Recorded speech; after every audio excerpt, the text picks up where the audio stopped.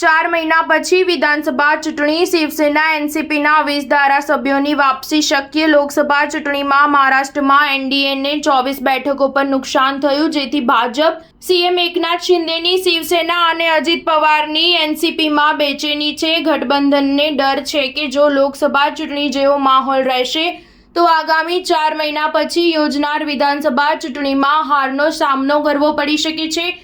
આ દરમિયાન શિંદે અને અજીત જૂથના 15-20 ધારાસભ્ય ઘર વાપસીની રાહ તલાશી રહ્યા છે।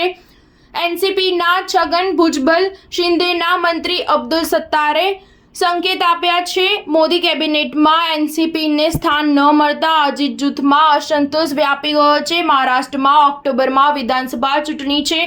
2019માં ભાજપ શિવસેનાનું ગઠબંધન હતું, ત્યારે 288માંથી ભાજપ 105 અને શિવસેના 56 બેઠકો પર ચૂંટણી લડી હતી। સૂત્રો મુજબ વિધાનસભા કાર્યકાળનો સમય હવે 4 મહિના બાકી રહ્યો છે, તેથી શિંદે કે અજીત જૂથના ધારાસભ્યો ઉતાવળમાં પક્ષ નહીં બદલે। તેઓ 4 મહિના સત્તામાં રહી ક્ષેત્ર માટે ફંડ લેશે। જ્યારે ચૂંટણી એકદમ નજીક આવશે ત્યારે નેતાઓમાં પક્ષ પલટો જોવા મળી શકે છે।